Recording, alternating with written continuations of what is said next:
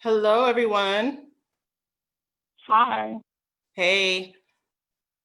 So I'm having some technical difficulties. This is Michele Lewis with Invest Atlanta Community Engagement Specialist. Bear with me for just a moment.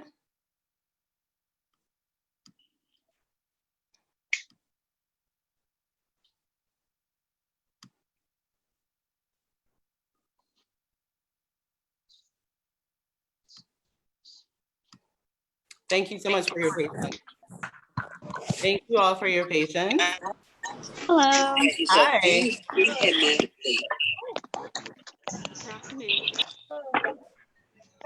I'm going to mute everyone. I'm Michele Lewis with Invest Atlanta Community Engagement Specialist. So you can see me here, but I'm going to mute everybody for just a moment.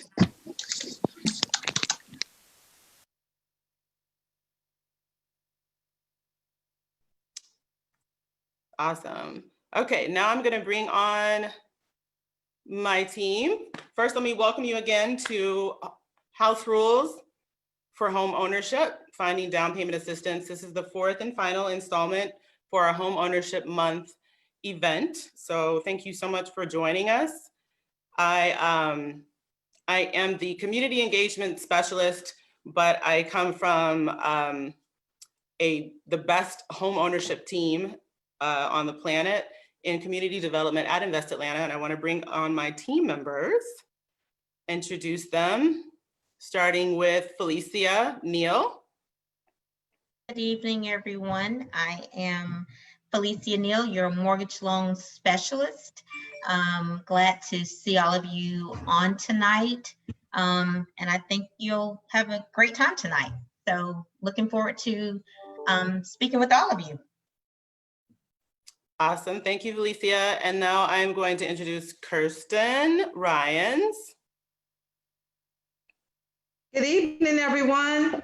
Thanks for tuning in to our home ownership session today. We are happy to present all of the information that we have about our down payment assistance programs with you tonight and look forward to working with you in the future. Awesome. I am going to now introduce our fearless leader, and she will then bring on our guest, and then we'll get started. Anita Allgood. Hi, everyone. Thank you so much for being here. I am Anita Allgood, Director of Homeownership and Single Family Services for Invest Atlanta.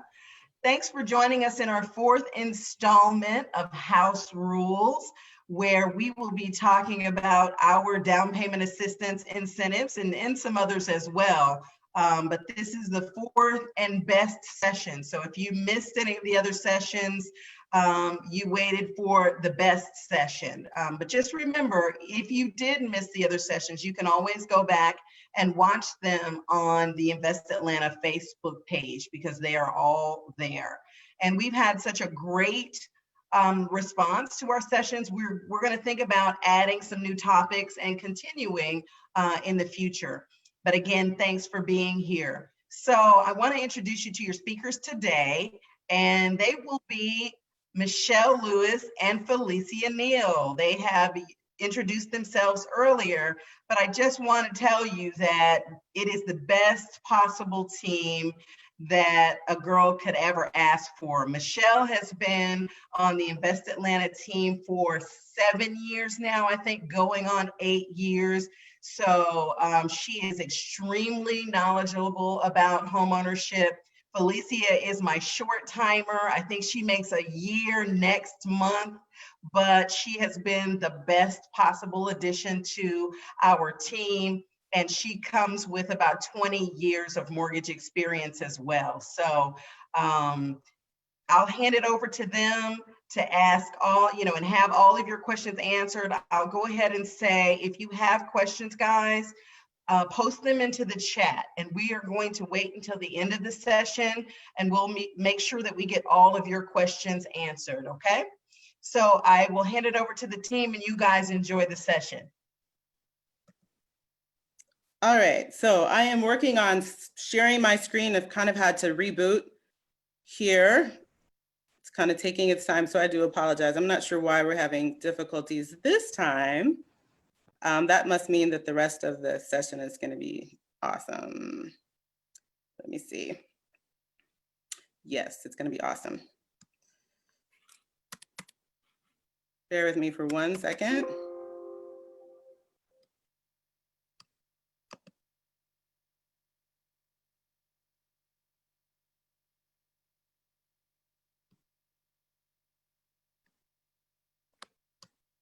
Here we go.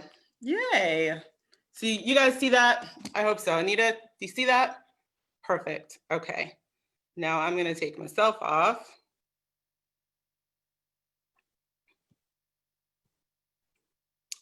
All right. So you might be able to, well, at least you see my hair. You see the top of my head here. Okay. So here we are. We're finally here. And it's different because for the other installments, I sort of rolled into a speaker. This part would be somebody else speaking. This time it's actually me. So this is a little different for me. So you can hang in there with me. I'd appreciate it. And me and Felicia, I'm sure Felicia is going to breeze right through this because she didn't have to start this thing here. But we're going to get started, right? We're going to get started with the presentation. And throughout the presentation, you're going to see real life folks that took advantage of our down payment assistance, the homes they purchased. We've knocked out the introduction, the benefits, the basics, the details, the Q&A we're going to have at the end. So if you all don't mind, what we're going to do so that we can get through this pretty quickly, because we have over 100 people online and probably another 50 or so that are on Facebook as well. We're gonna wait to answer the questions at the end of the session. So I'm gonna keep you guys on mute. Feel free to type away in chat because we're gonna review those questions at the end. And then we're gonna do the same for the questions that you might have in Facebook Live. So feel free to ask the questions. We'll answer them in full, one by one at the very end. And that'll get us through pretty quickly. Excuse me 1 second, Michele. Sure. I am getting messages that folks cannot hear. So if you can hear Michele, please nod your heads. Can you hear? Okay. Okay. All Everybody right. can hear me? Okay. Yes. Thank you. I'll take the volume up. I hope that's better. Oh, I'm seeing lots of people over here. They're all saying they can't hear me? I think they can now. Awesome. I see a couple. Let's see. Okay. Yes. Yes. All The right. majority can hear. Okay, good. All right. So I'm going to get to the next one.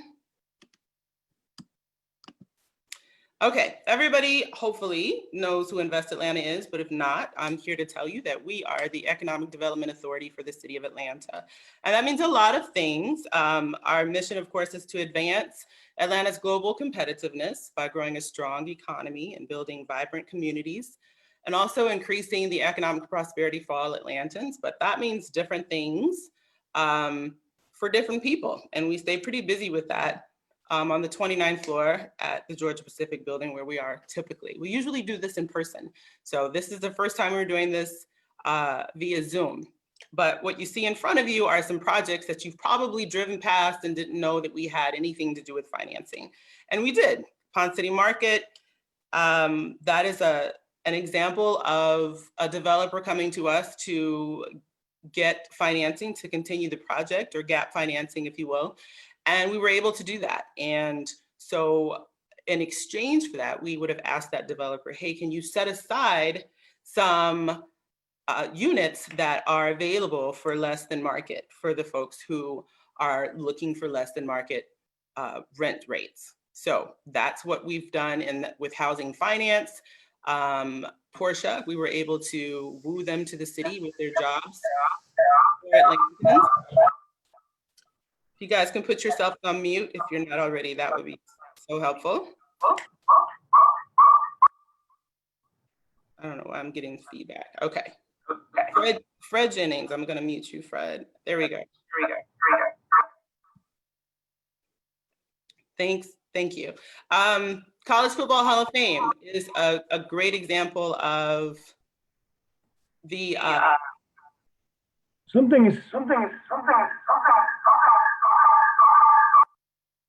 Okay, I think I handled that. I'm sorry, y'all.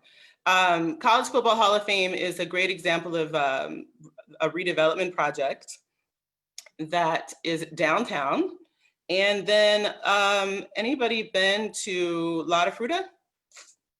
I'm sure somebody's nodding their heads.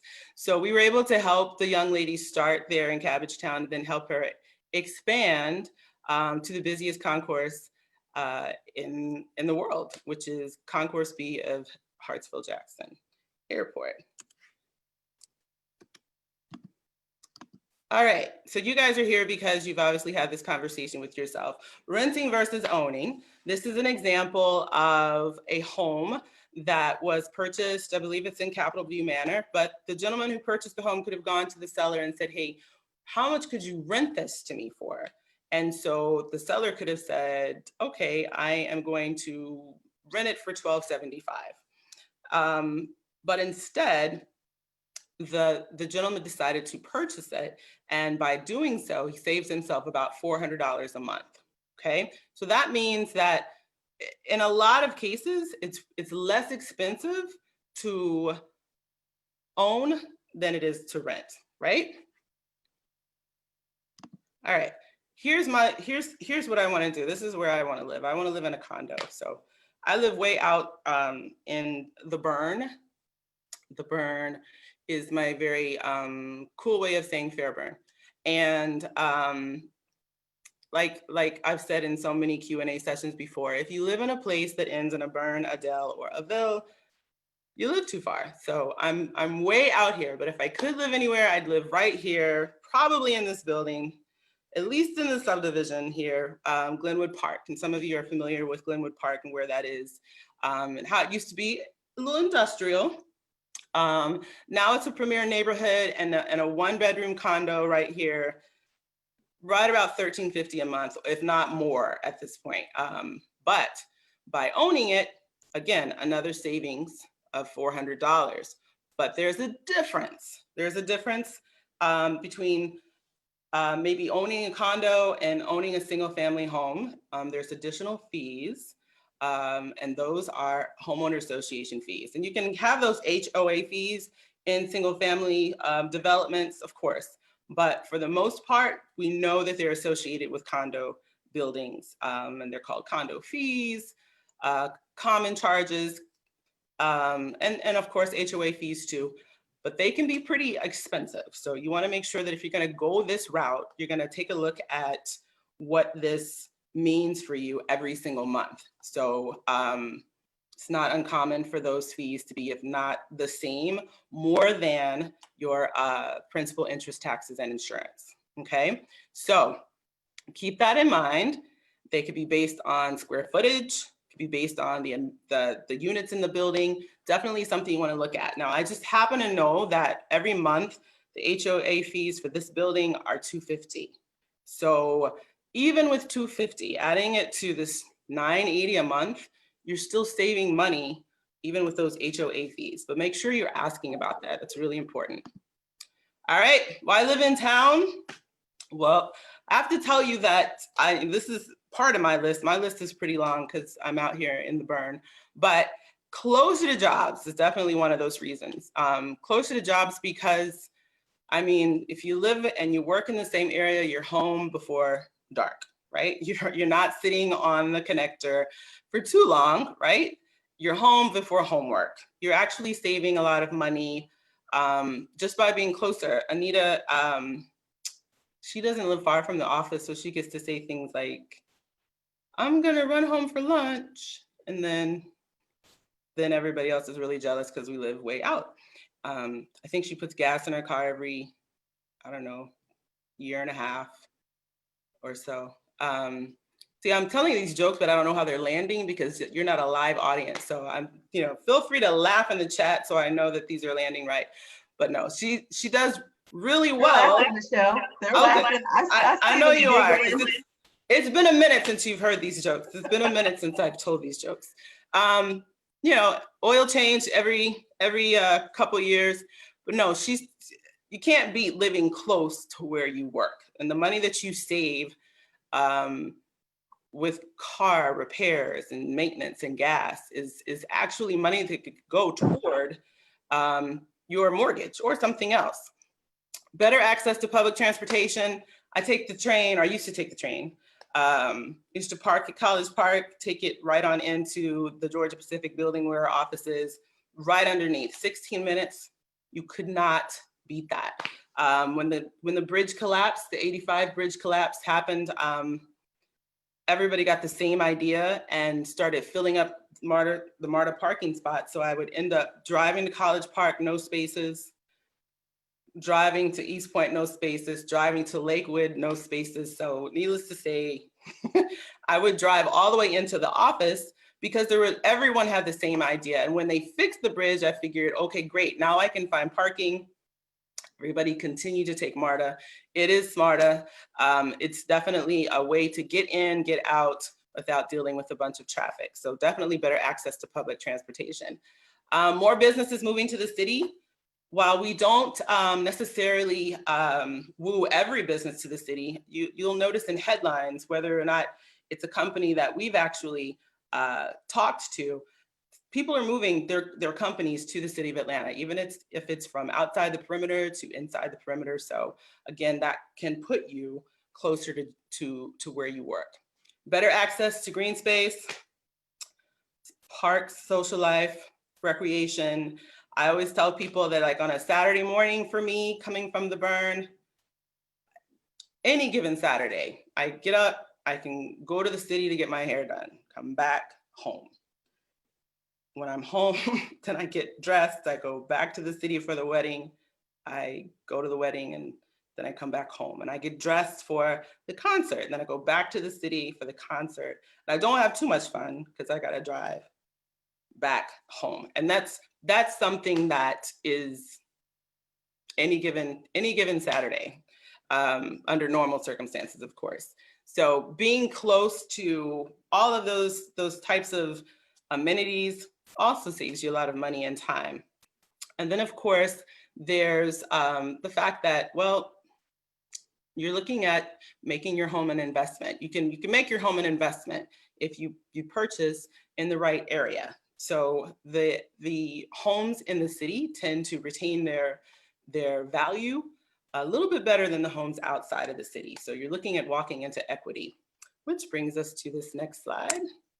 This is a map of some of the physical development that's taking place in the city of Atlanta, most of which is south of I-20. Again, your home is where your life is going to happen, but this is an opportunity for you to make it an investment, maybe walk into some equity depending upon where you purchase. So this map outlines some of the physical developments that at one point I used to use this map and say, it's coming. Now these things are actually happening. And you'll see with these bulldozers, you know, all these little spots, they represent where there's been some changes. So we know that Turner Field was purchased by Georgia State University, and they're working really very hard to make sure that they're connecting their students with the rest of the campus, and they're making this neighborhood more walkable with more amenities for those legacy residents who have been in Summerhill. The Beltline, this is typically when I would ask people to raise their hand if they've never heard of the Beltline. I think a lot of people, most people have, but I'll say very quickly that the Beltline, and I'm sort of pointing to this area here where it's sort of the southeast side of the Beltline. It's where the East Side Trail drops down into the South Side Trail and meets the West Side Trail. So there used to be a gap there, but not anymore. It's starting to connect.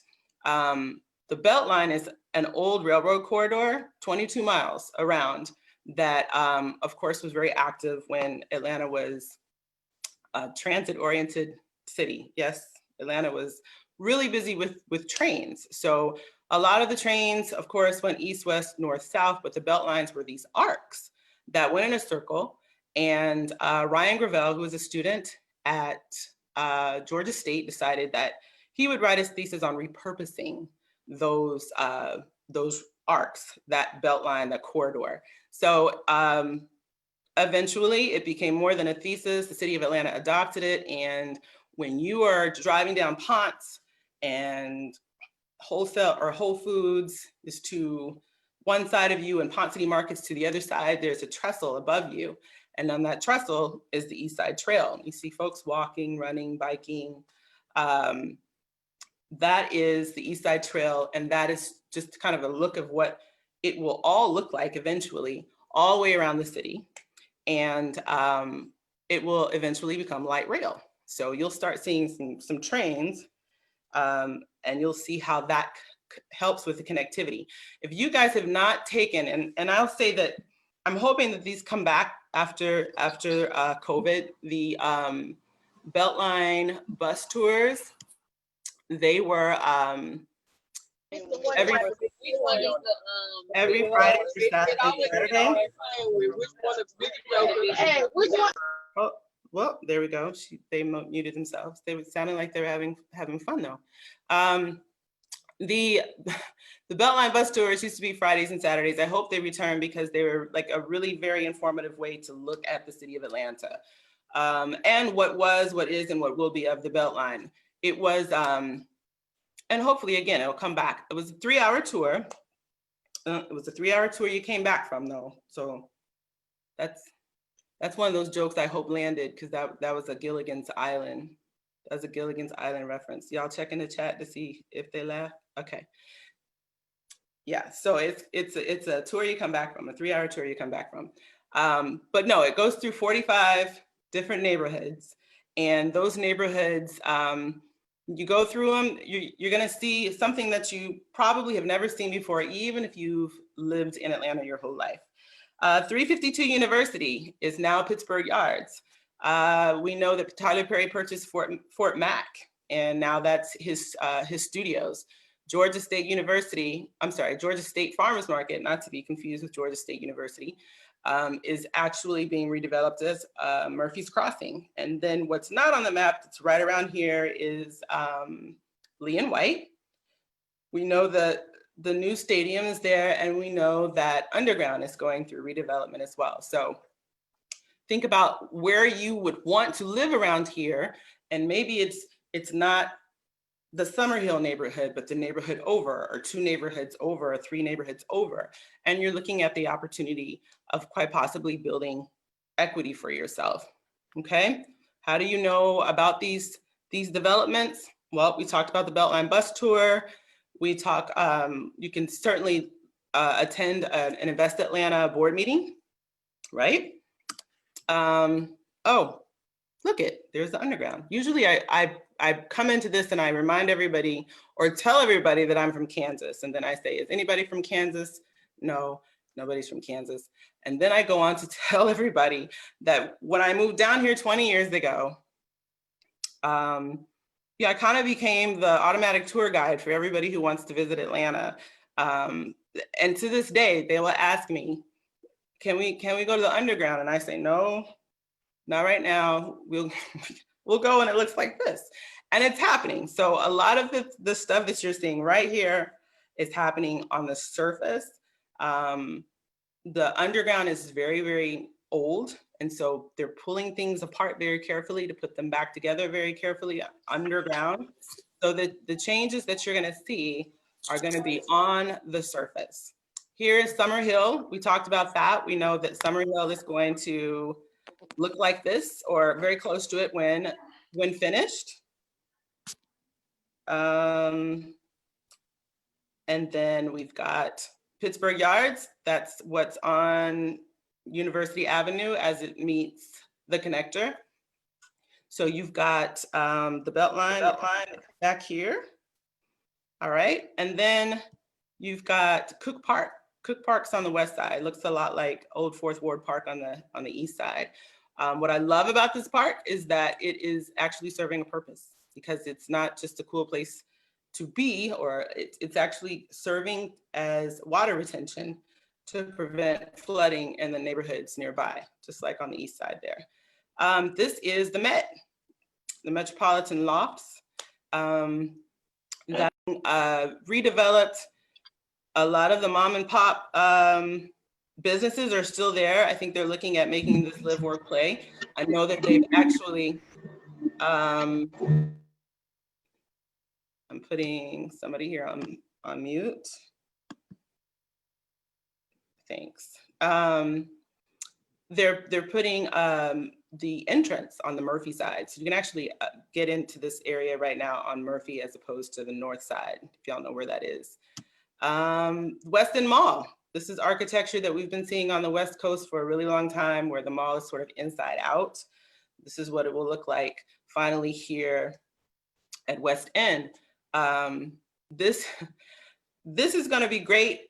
I'm a Spelman mom. My daughter graduated back in 2017, and I have 2 godsons who went to Morehouse. And there are a bunch of activities that go on throughout the year. And of course, outside of graduation, there are different reasons to be on campus. And so when my god's kids, their parents would come, they wouldn't stay with me because I live in the Burn. They don't want to stay down here. So they would always have to stay in a hotel downtown. Now, with what's anticipated here at West End Mall, there'll be a hotel right there.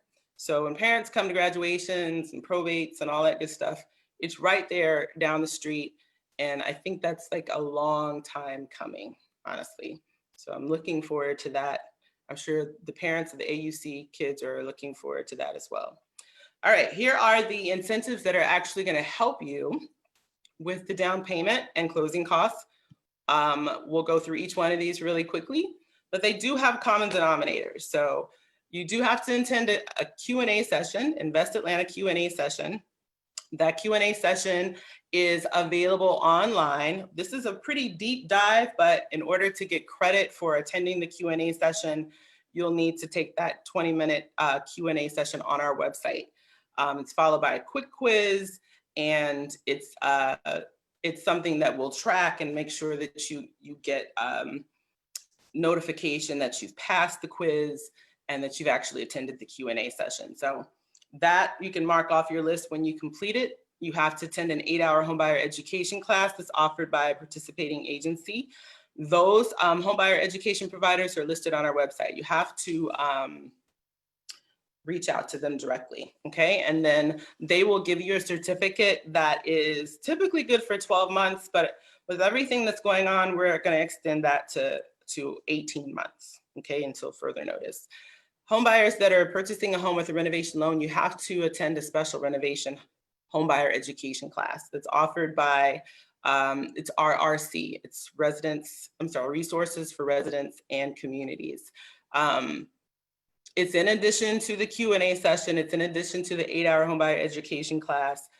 Renovation loans are a little different than the typical FHA or conventional loan that gives you puts you in like a move-in ready status.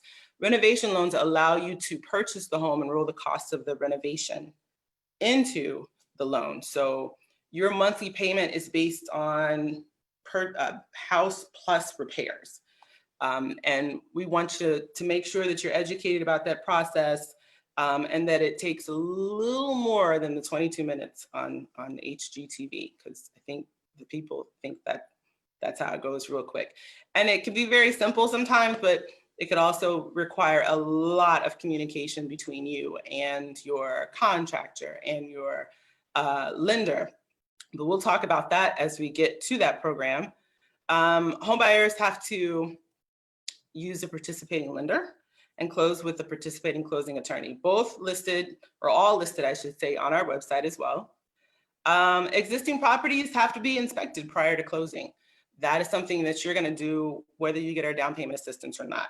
That is something that you wanna make sure is happening because you wanna make certain that your home has great bones, okay? Home buyers must contribute $1,500 of your own funds toward the transaction. And that's something that you kind of have to wrap your head around whether you're getting our down payment assistance or not. The good thing is that because they're typical of this transaction, the appraisal, the earnest money that you give to the seller to hold sort of as a deposit for the home, the inspection, if you pay any money to go to a homebuyer education class, all of that goes toward that $1,500 contribution. Incentives may be layered if the home and the home buyer qualify. We actually have programs that you can layer with one another. It doesn't happen as often, but there are some opportunities with our own programs, but there are definitely also opportunities with layering with our community partners like Atlanta Housing and ANDP, and we'll talk about that as well. Probably heard people say I was able to get a few programs and stack them. Home buyers may not have any home ownerships or any ownership and interest in any other property. So you can't own any other property when you close with our incentives. You would have to make certain that it's sold before you close.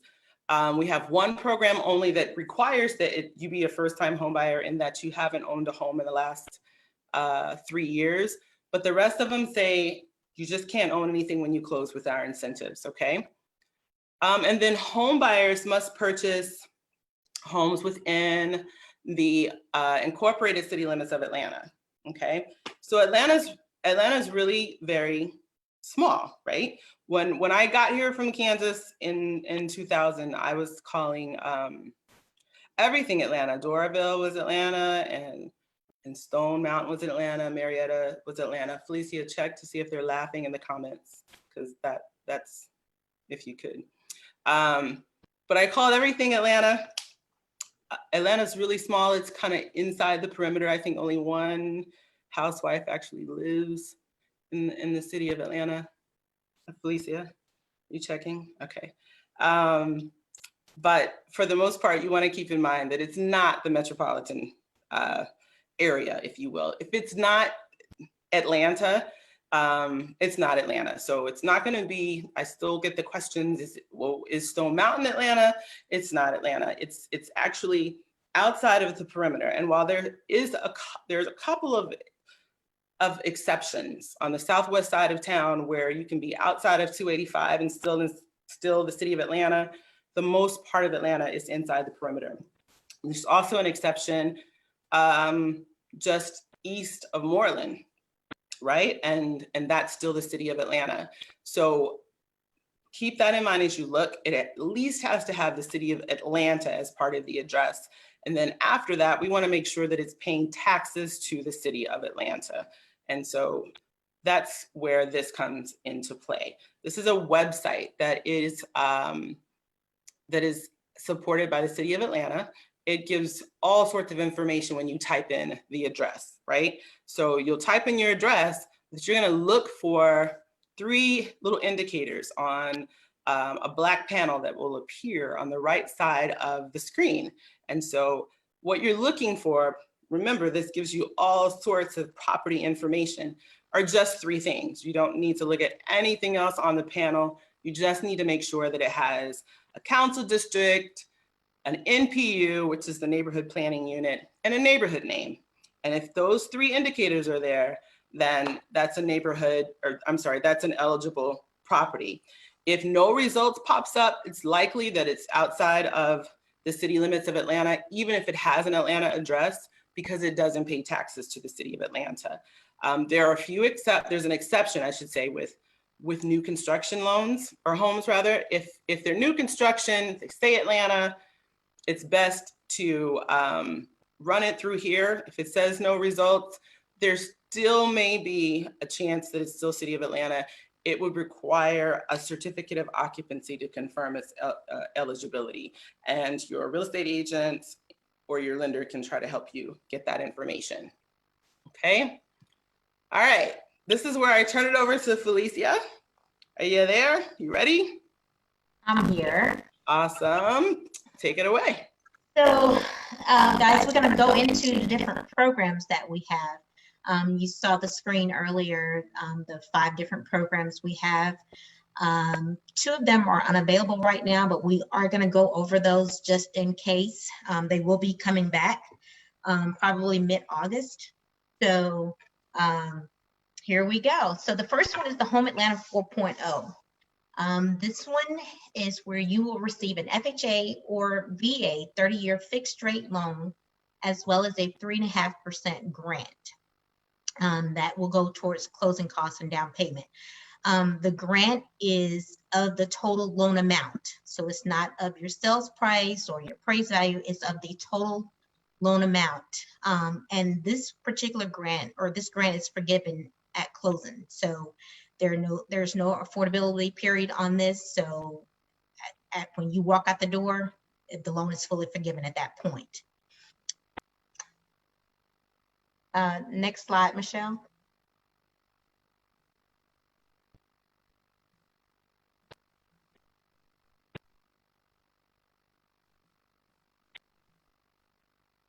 So on this particular one, again, it must be a 30-year fixed rate, FHA or VA, no conventional.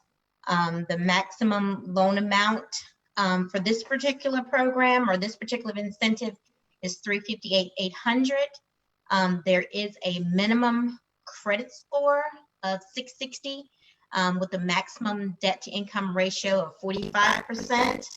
And then there's also a minimum credit score of 680 with the maximum debt to income ratio going up to 50%. I believe we have Russell on here. He's going to explain to you your debt to income ratio so you guys will know where that is. Russell, are you out there? Yeah, I'm here. Okay. Yes.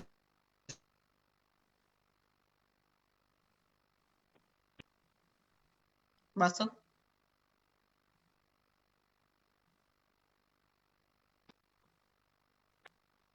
Did we lose Computing the Russell? debt to income ratio. Oh. The debt to income ratio, one of the variables is based on your income. And your income, let's say it's $5,000 gross a month, which is 60 grand a year. And let's say that maximum debt to income ratio for the program is 50%. So 50% of 5,000 is 2,500. Okay. And so what that means as a lender, we need to make sure that all your minimum payments plus the new mortgage payment are underneath that $2,500, are less than or equal to that $2,500. So first off, we're going to remove your car loan payment. Let's say it's $500. And then we got a couple credit cards that are $100. That's $700. So then we're going to subtract those from the $2,500, and that leaves you $1,800 for a mortgage payment in regards to making sure that you stay below that 50% debt to income ratio. So that's kind of a small way of thinking of getting that done. However, you definitely want to speak to your lender because they should have, additional tricks that they could potentially use to help you qualify for more if necessary, or to, help get around student loan debt to income ratio issues, because that's always a hot topic, which obviously that's something we can talk about later. Thank you, Russell. Oh, and let me just say, Russell not only knows what the debt to income ratio is, but he is a participating lender. Right. I was going to say. Go ahead, Felicia. Right. I was going to say Russell is one of our participating lenders, and he actually had a session on, I guess, 2 weeks ago, Russell? Yes. So if you guys missed that, that was a treat as well, but definitely one of our participating lenders on there. So we appreciate you, Russell. Thanks. So, and then with the credit score, you have 3 credit scores listed on your credit report, TransUnion, Experian, and Equifax. So we're going to take the middle credit score, which would be the credit score that we're going to be looking at. So you would either need a 660 to go up to 45% or a 680 credit score to go up to 50%. On this particular program, we will do all homes, detached homes, townhomes, condos, duplex, quads. So we do that on all those. There is no asset cap on this particular incentive. So that is very important because the rest of our programs have an asset cap. So there's no asset cap on this one. And that is liquid asset. The rate is set by us, and the rate today is 4.125%. Okay. Okay, next slide, Michelle. So here are your income limits on this particular one. So the way we're going to calculate your income is that we're going to annualize your income. With that, we're going to pretty much take your gross year-to-date pay stubs, and out of that, we're going to need 90 days worth of pay stubs, and we're going to look at your gross year-to-date pay stubs.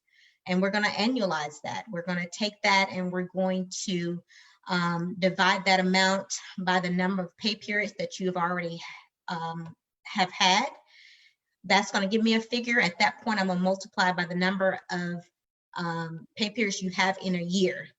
That way we're projecting out what you're going to make for that particular year. Now, if you have a bonus, I'm going to add that in once I get that projected amount out.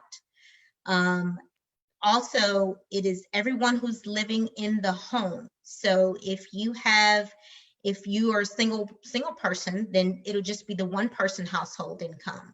Say if you are a single mom or single dad and you have a child under 17, that'll be a two-person household income. But if you are a single mom with the 17-year-old that's working at Wendy's, that still will be a two-person household income, but we will count that income from that 17-year-old. So on this particular one, you cannot go over the 92,680. So it goes all the way down to the five-person household income, so of 125,160. So that's how we're going to calculate that. So also, if you have grandma who's living with you, she's getting Social Security. So now we have grandma, your son, and yourself. That's a three-person household income, and we will need to get W-2s, everything for all three people. So we will count income for all three people. Next slide, Michelle. Okay, so the next program is the Atlanta Affordable Home Ownership Program, which is what we call AHOP. This one, you get up to $14,000. And we say up to because your lender will do a needs assessment to make sure of the amount that you will be getting. So most of the time it is the 14,000, but I have seen it go down to 13,300. It just, again, based upon the need. But it is fully forgiven after living in the home for 5 years. So you definitely want to stay in the home for 5 years.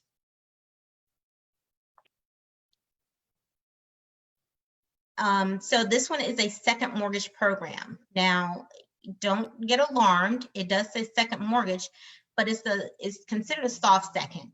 The reason we call it that is because you have a note and a deed attached to it, but you do not make a mortgage payment. There is no interest rate.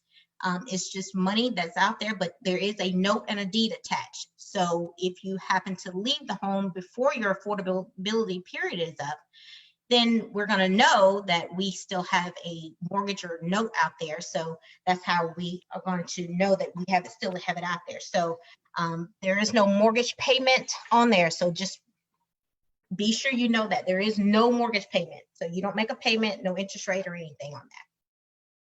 The maximum purchase price for existing homes in DeKalb County is $217,000 and $213,000 for Fulton County. For new construction for both counties, the maximum purchase price is $227,000. There is a $10,000 liquid asset cap on this one. So the thing about the AHOP program, please make sure that you are have your bank statements. Your bank statements, I'm still going to need your 3 months bank statements, but make them clean. If you have any deposits other than your payroll deposits, we're going to want to know, we're going to need an explanation for it. Whether it's $15.30 or $200.95, we will need an explanation for it. So just make sure your bank statements are clean, your direct deposits going in there. So just make sure that, and we can't have more than $10,000 in there. There are 2 inspections additional to the home inspection that you're going to already get. We're going to get the HQS, which is the Home Quality Standard Inspection, and then the Environmental Review Inspection. Both of those are paid for by the program, so it's not like you're going to be charged for those. So both of those are paid for by the program. I think Michelle mentioned that most of our programs, you don't have to be a first-time home buyer. This is the only program that you have to be a first-time home buyer. And a first-time home buyers mean that you cannot have owned a home within the past 3 years. Okay. And then there is a minimum FICO score for this one, which is 580. Next slide, Michelle. So the income limits on this one, all the way from 1-person household to the 5-person household. Again, that's everyone who will be living in the home. We're going to count all the income of those living in the home. And if you have a 17-year-old and he's not working, we will have to get an unemployment affidavit for that particular one. Also, on this particular program, if you have children under 17, then we will also need a copy of their birth certificate as well. Okay, next slide, Michelle. And I believe Michelle is going to do this one.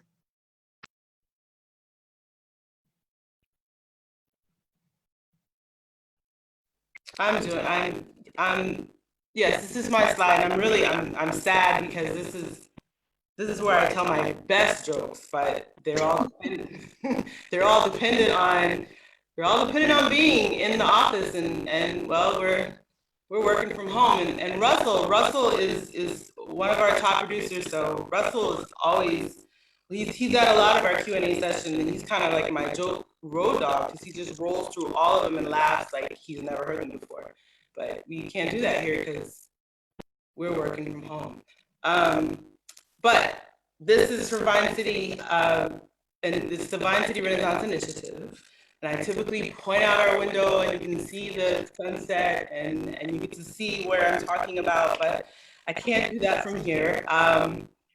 The home buyers receive $10,000 that can be used toward the closing costs or the down payment. It's fully forgiven after 5 years. And what I love about this is that it can be used with a renovation loan. So you can see that there are some newer homes right here. It's a townhome neighborhood featured in the photo here. It's right there in historic West Side Village behind the Walmart. But this program will let you use use this down payment assistance program with a renovation loan. So we talked about what that renovation loan was. It's great for these two beautiful historic neighborhoods, Vine City and and English Ave, because there are some homes that need some TLC. So you can use this for a turnkey, move-in ready, or you can use this on a renovation loan if you're going to buy a fixer-upper in either of the two neighborhoods. There's no maximum sales price. Single family detached homes, townhomes, that 2 to 4 units means that you can purchase a duplex or a triplex or a quad. You just have to make sure you're living in one of those units. Condos and eligible properties. And so I can't tell jokes, but I can tell stories. I'm gonna just point out that in 2012, a young guy fresh out of grad school decided he was going to purchase a duplex, and he used our down payment assistance money, and he was able to actually use it with a renovation loan, fixed up the other side. And I ran into him like 5 years after he closed. It was after his affordability period, and he remembered me. And he said, "Hey, this program really changed my life. You wouldn't believe it. Everything's been great. I never once paid my mortgage." And my stomach dropped because I thought he hadn't paid his mortgage. I said, "You were supposed to pay your mortgage." And he said, No. My tenant paid the mortgage. So he was 26 or so when he bought the home, and he was 30, 31 when I saw him again. And he'd, in that 5 years, never paid his own mortgage because he had a tenant on the other side. So being a landlord, of course, is not for everybody, but it is an opportunity with our programs. I think everyone except for AHOP. So just think about that as you're looking for homes. And a lot of the duplexes that are in the city are on the southwest side of town. If not in Vine City English Ave, you can, of course, look in the rest of the Southwest Atlanta. Keep in mind, a lot of those structures don't look like, they don't necessarily look like duplexes. They don't necessarily have to be side by side. Sometimes they're front and back, or sometimes they're above each other, but you have to go around back. So you definitely would need to look and kind of keep an open mind if that's the route you want to take. The property for this initiative has to be, again, in Vine City or English Avenue, and the boundaries are Martin Luther King Jr. Drive, Northside Drive, Hollowell, and Lowry. So Martin Luther King Jr. Drive to the south, Northside to the east, Hollowell to the north, and then Lowry to the west. So it's kind of a rectangle. There's a $10,000 asset cap. There is a program fee. And if there are any real estate agents that are in the room, I wish that I could acknowledge you like I typically can when we're in person, but I applaud any real estate agents that are on with us right now, because they don't necessarily have to take this training. They're doing this because they want to be here.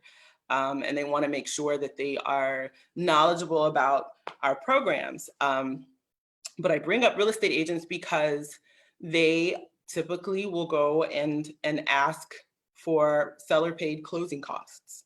So closing costs that would typically be your responsibility, the seller may want to pay for you. That program fee that is $1,000 is the closing cost. So ideally, you want to show up at the closing table without having to bring much money with you. If your seller agrees to pay, they can most certainly pay that closing costs, or pay the program fee as part of the closing costs, or the two of you can split your closing costs, I'm sorry, your program fee, or it's something that you, of course, will pay for at closing yourself. But it is a closing cost, so you keep that in mind.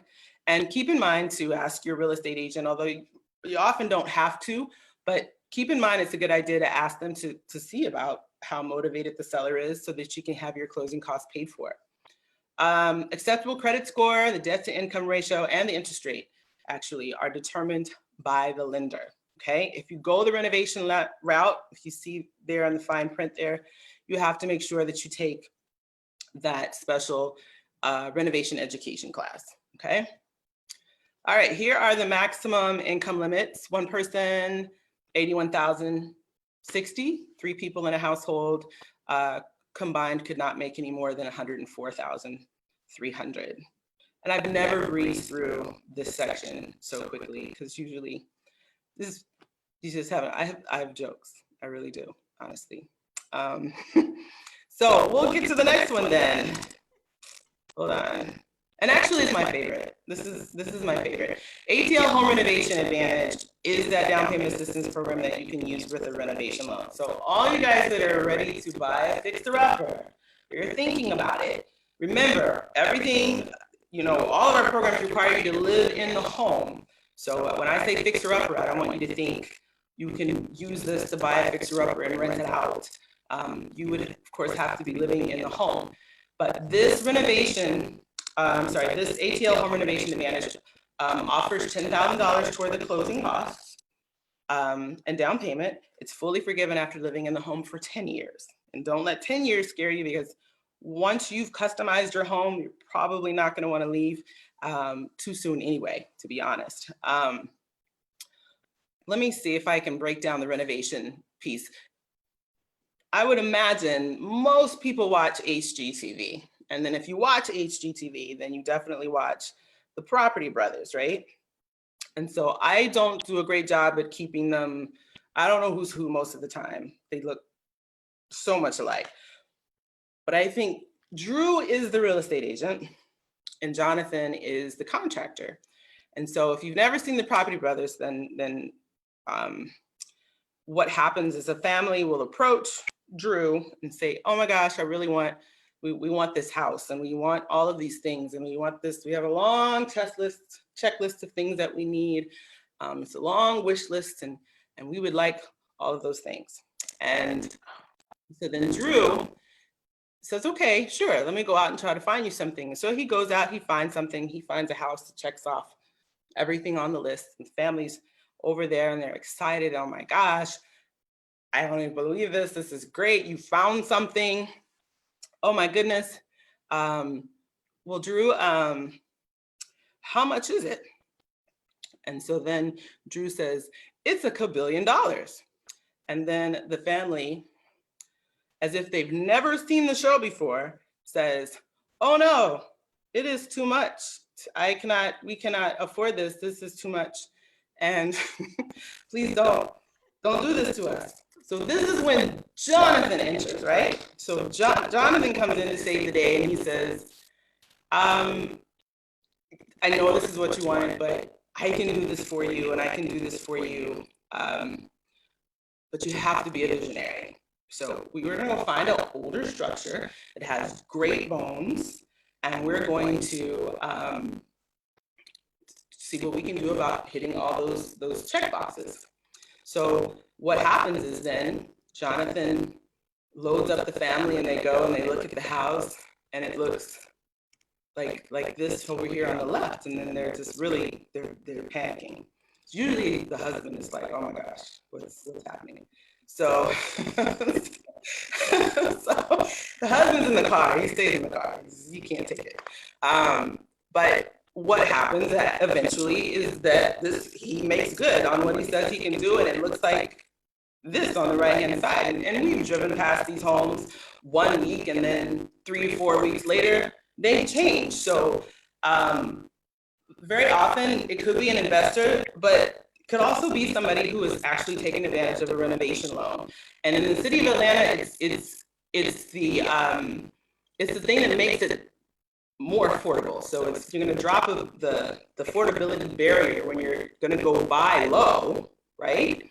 And roll the cost of the renovation in to kind of soak up the rest that you've been qualified for. So for example, if you've been qualified for $200,000 and you go out and you find a house that looks maybe something like this on the left, but it has great bones, because that's very, very important, great bones, then you would use the other $50,000 to fix it up, right?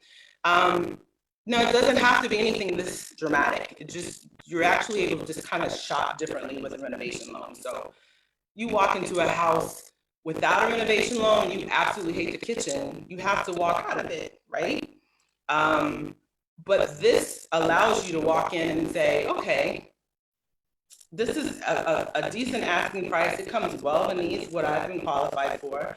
And I need to roll the rest of this money into maybe just fixing the kitchen, putting a new kitchen in, new bathroom. Maybe you don't like the shed carpet, so you could replace that. So it's all about buying low with great bones, and then using the rest of the money that you're qualified for to purchase or to roll the cost of the renovations in. What you might also consider when you're shopping, it could be great on the inside, but need a new roof. And nobody wants to pay for a roof after you purchase the home and you're 3 years in. Who wants to pay for a roof out of your pocket? So renovation loans, you can get a little creative with your shopping. So you want to keep that in mind. With this program, it is a second mortgage program in that, again, it's a silent second. You don't have to pay anything, of course, but there's no interest rate. There's no second mortgage, rather, no interest rate for the second mortgage. It's a lien against the property for the 10 years.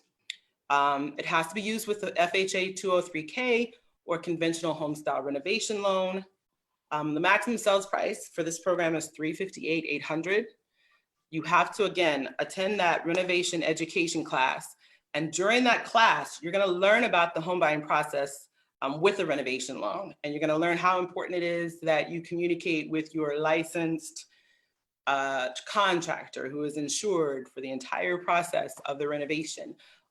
You'll learn and hear from mortgage lenders who actually offer renovation loans. Right now, there aren't a lot of lenders who are offering those renovation loans with down payment assistance or renovation loans at all. We do have one on the list, and we're happy to share that with you in the comments. Just keep in mind that as COVID is going on, there may be some changes with how available a renovation loan is, but I would expect that to change afterwards. During the class, you'll also meet with perhaps a HUD inspector. So all of these people are folks that you have to be in communication with. So inspectors, licensed contractors, your lenders. And so it's important that you attend the class so that you know exactly what to expect from the process. There is a $1,200 program fee, again, a closing cost that the seller can pay, that you can pay, that the two of you can split down the middle. $10,000 liquid asset cap. There is the property has to be located outside of Vine City and English Avenue, but within the city limits of Atlanta, because Vine City and English Avenue have a program for a renovation loan already.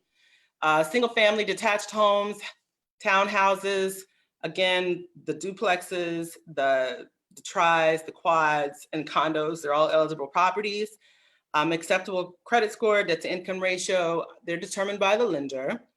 Now, this cannot be layered with any other program, and the reason that it cannot be layered is because it does require a renovation loan. So none of the rest of our programs, well, with the exception of Vine City Renaissance Initiative, is compatible with the renovation loan.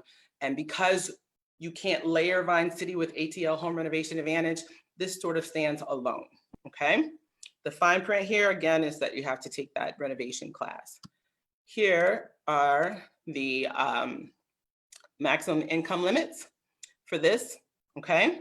Now, ATL Home Renovation Advantage is actually going through sort of a refunding, if you will, and we hope to have it available again in August, before September. So you might want to keep that in mind.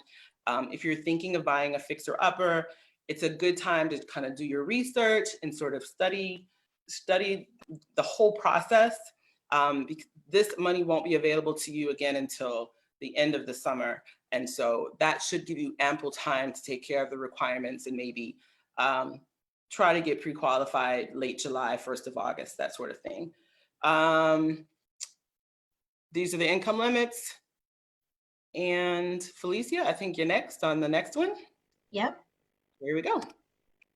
So this is the other program that is going through a refunding period. So we're hoping to have it back again mid-August, beginning of September. So just keep in mind of this particular program. But this particular program, you can do an FHA, VA, or a conventional 30-year fixed rate loan, as well as you get a $10,000 towards down payment and our closing costs. Now, this one is forgiven after living in the home for 10 years. So you want to make sure you're there for 10 years on this one as well. Next slide, Michelle. Again, this one has a second mortgage program. Again, there's no payment on this. It's just a note and a deed out there, no payment, no interest rate or anything like that on there. For FHA, if you're doing an FHA loan, the minimum FICO score is 660 with a maximum debt to income ratio of 45%. If you're doing a conventional loan, the minimum FICO is 640 and the maximum DTI of 45%. Now, for both FHA and conventional, the minimum FICO score, if you're going up to a 50% debt to income ratio, you have to have a credit score of at least 680. The maximum sales price for this is $358,800 for FHA and $424,100 for conventional loan. There is a $10,000 liquid asset cap. Please make sure that there's not more than $10,000 in this particular one or in any of them, because we will make you pay a credit card off or show us that you've gotten your funds below the $10,000. Because if you have $14,000, $15,000, $16,000 in your account, then you really don't need our $10,000 down payment. There is a $1,000 program fee on this one. Again, that can be paid by the seller. So just know that. We do take the detached homes, townhomes, 2 to 4 units, which is your triplex, quads, and so forth, as well as condos. The rate is set by by us. And today for FHA, I believe the rate is 2.75%.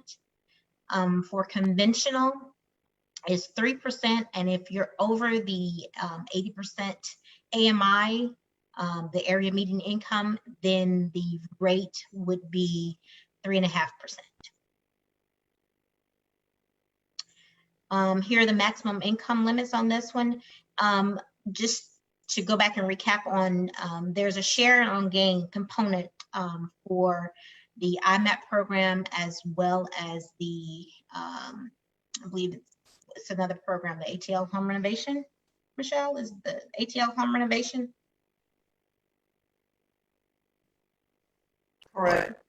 Okay, so just making sure that you guys know that on those two programs that you have to make sure you're either staying in the home during those times, or the share on gain, meaning that there's a percentage. So if you move or if you leave the house before that 10-year period is up, then you will have to pay a gain on that. So if it's 80%, if you're in year 2, say if you're in year 2, and if it's 80%, then we're gonna want our $10,000 back plus the 80% off of that. So, but don't be alarmed. I mean, we've had a person who's done it, and he ended up still making, after paying us our money back and the gain part, he still ended up, I believe, having $60,000-$70,000.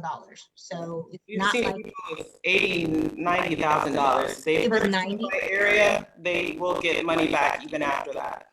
Okay, so so just be aware of that. So your one person household limit on this one is $69,480 all the way down to 5-person $107,280. Again, that's for everyone in the home. And who benefits from the home buyer incentives? We've assisted 1,155 families, 1,155 families. We had DPA loans closed of 1,379. And there's a $17 million in down payment incentives. And we've closed 73 renovation loans.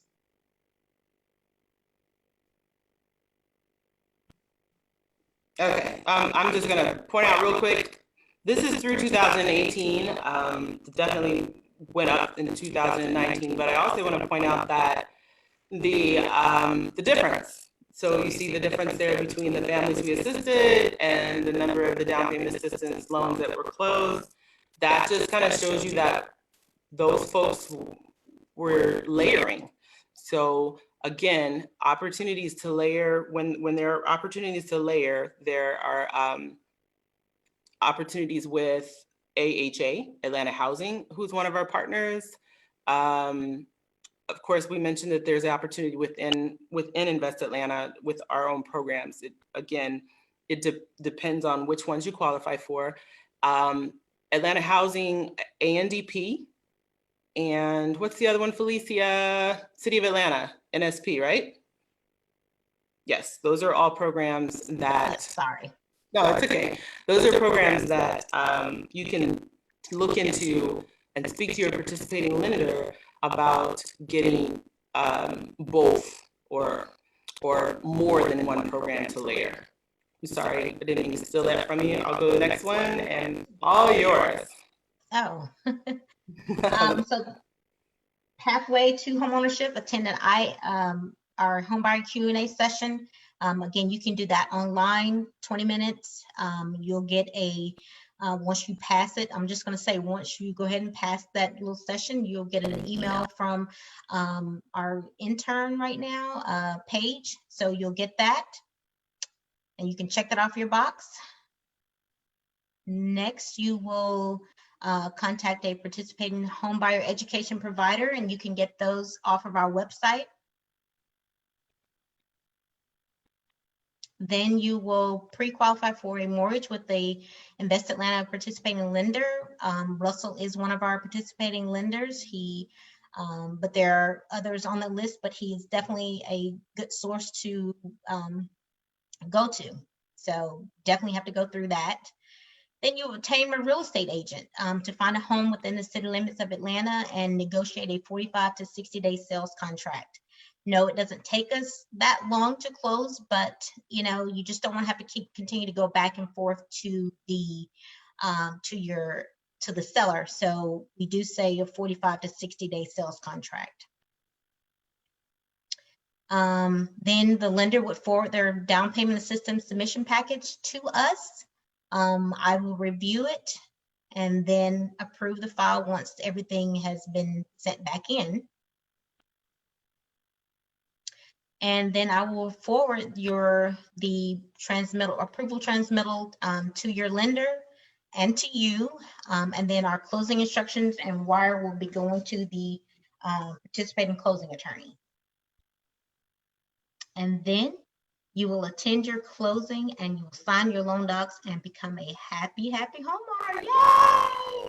That's what we normally say when we're there. Yay! And we have everybody clap. So, but that's an exciting time. So here's our participating lender list. You can actually go on our website and pull this up. If you go across the top where the different programs are, and if you scroll down, you'll see if there's a Y, then that means that they do that particular program. If there's an N, that means they do not do that particular program. So just look for one of the participating lenders. If you find a lender on the list, say if you're looking for an American Eagle and the person that you're dealing with is not on the list, then you cannot use that particular person. That person would have to take our lender training. So he can contact me and then I can get him set up to do lender training. But if you're trying to close within, if you're trying to close quicker rather than later, then you would need to use someone that's on the list.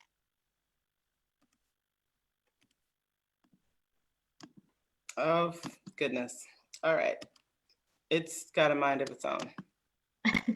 It really does. It's just because it's me. Hold on. Let me. Oh, well, this is actually where I take over, isn't it?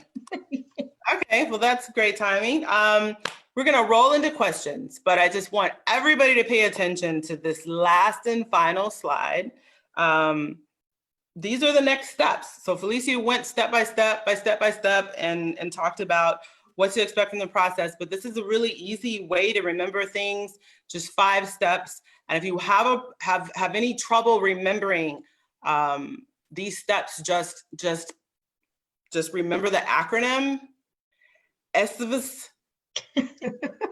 And I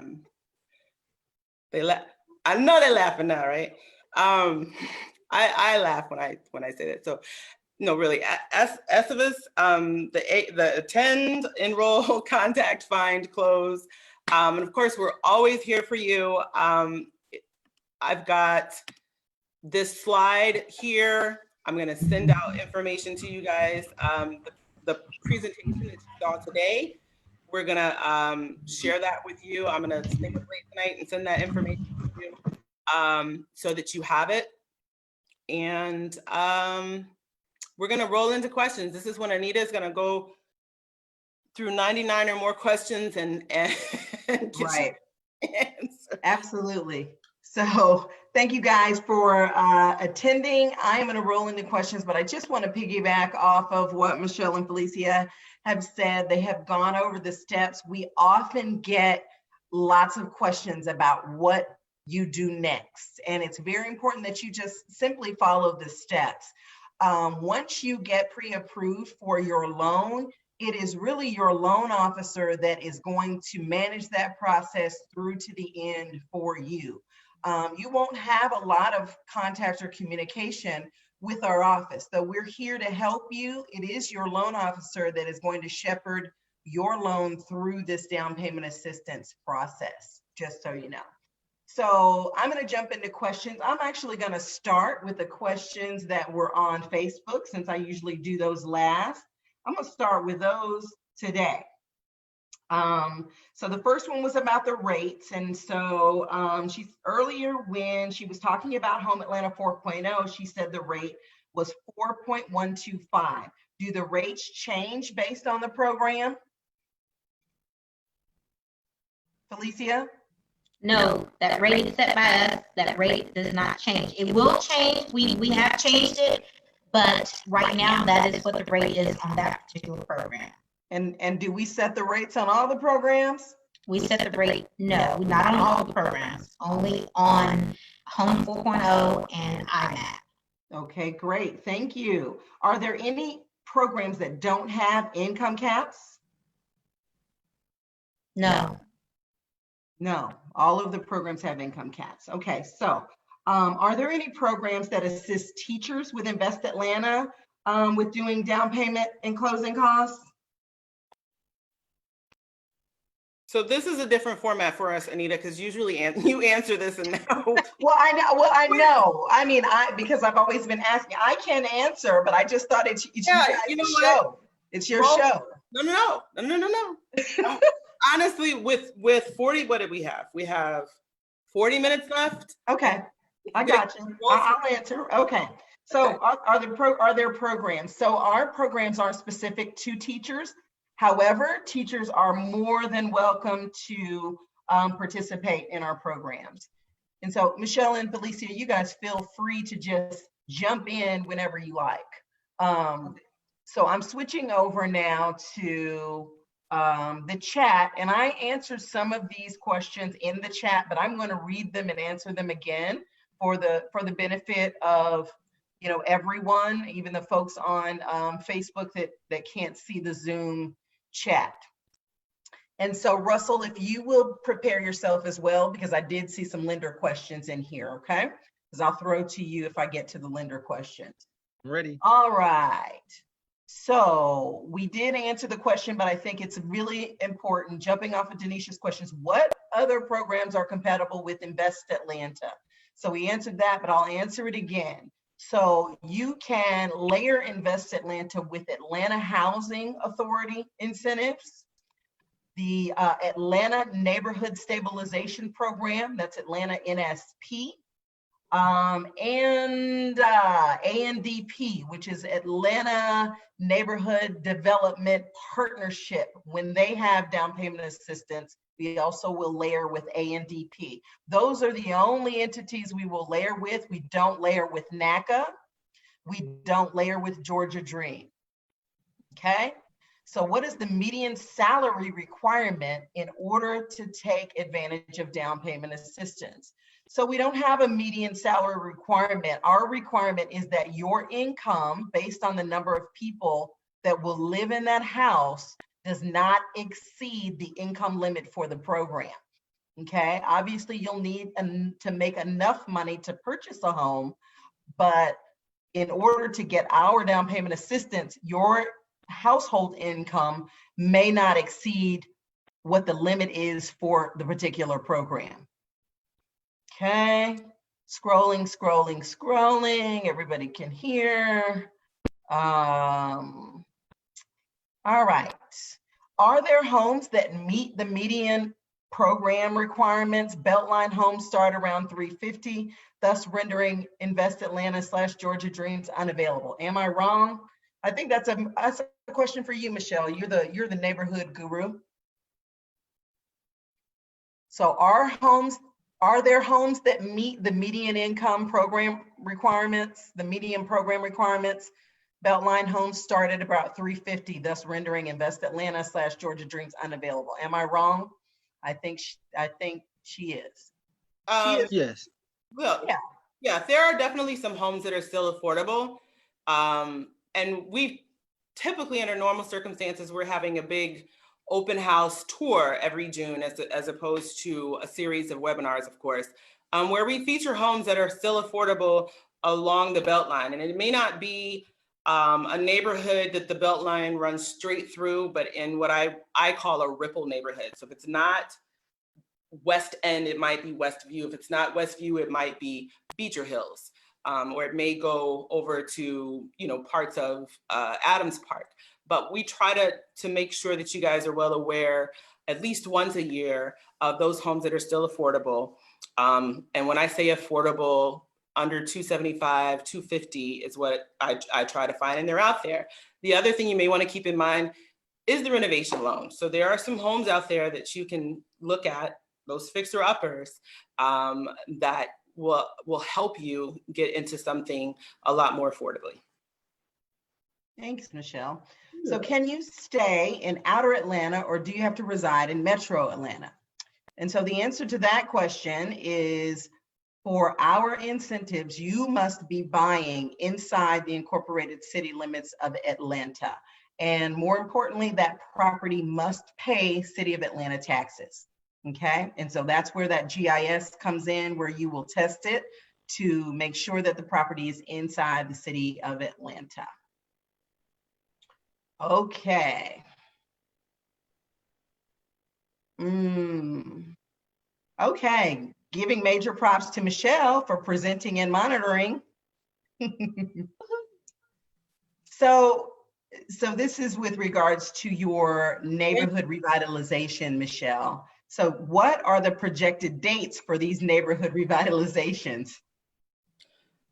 For, well, which neighborhood revival? Oh, the ones on the map. I guess we're probably at the map. They're happening now. Those are like, Exactly. those maps were, it's a little dated in that it's at one time, again, I used to say, this is what is coming in 3 to 5 years. Anita, you can attest to that. I've been with Invest Atlanta for 8, and there was a time when it was way out, but they're happening now. So where you saw those bulldozers, those are, the dirt is turning. If you're driving down University Ave, Pittsburgh Yards is happening. I'm gonna send this all to you, and you can actually take a look at it a second time, a closer look, and you'll see that this is happening, and cranes are in the air. I had a crane joke, but it just won't work online.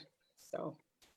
Okay, so a question for Russell, and I'll help to answer this as well. So is the renovation loan still available? I thought your website said that it was temporarily not.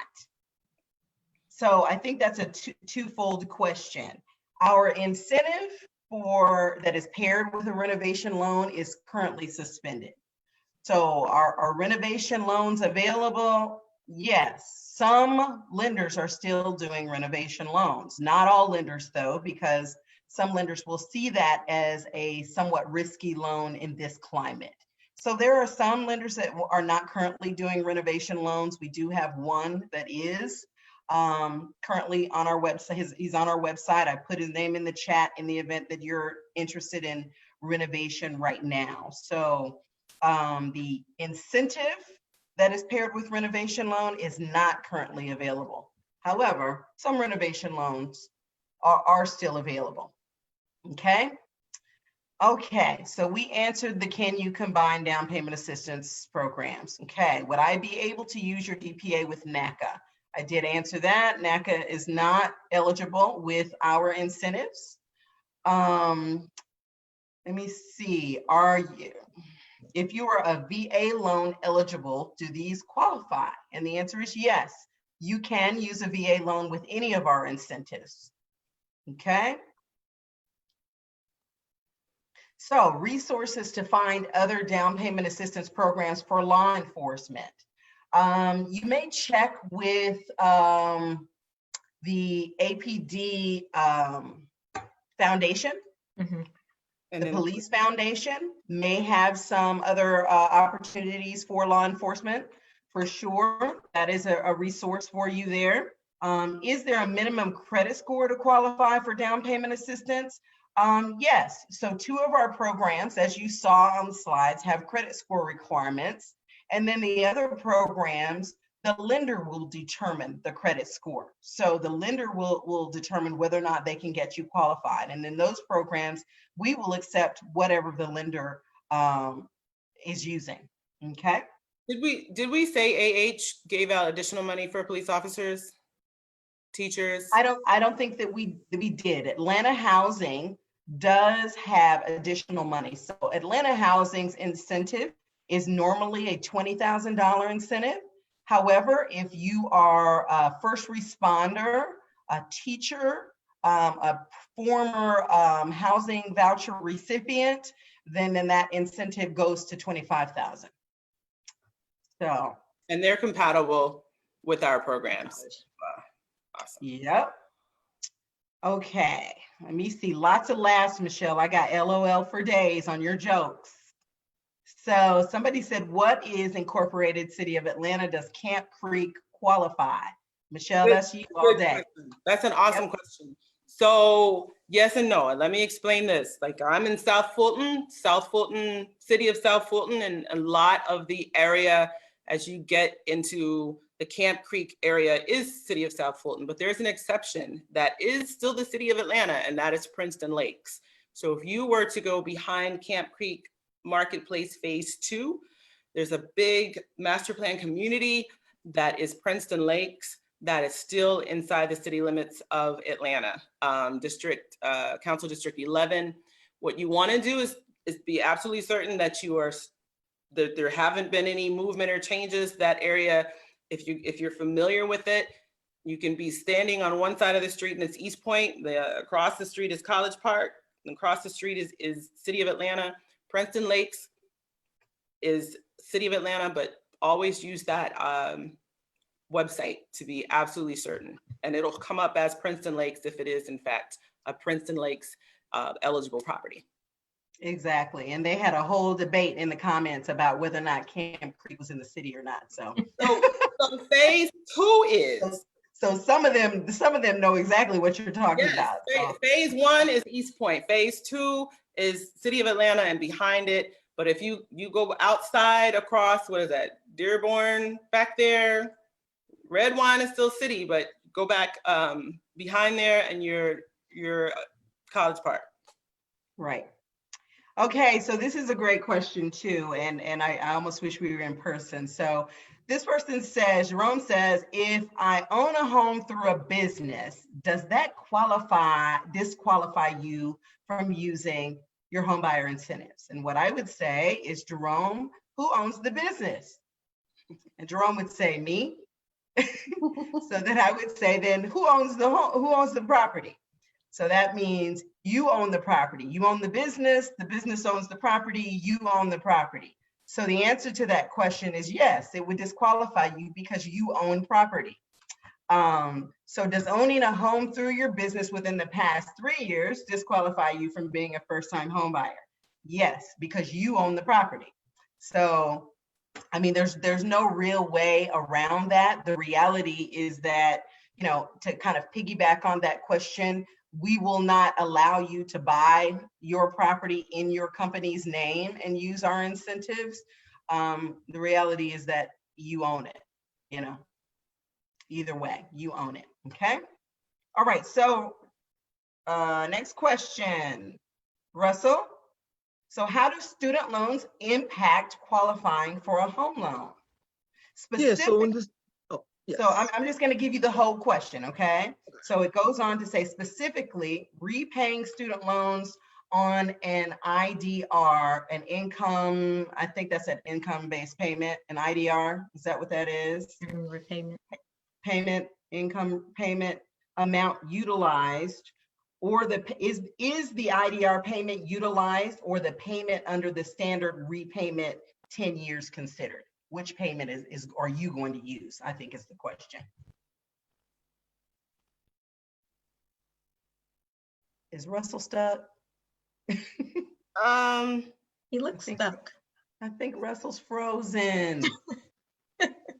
Anita, you want to jump in real quick? Yeah, I think he jumped off and jumped back in. And so, can you hear me? So, yes. There you go. There you are. Yes.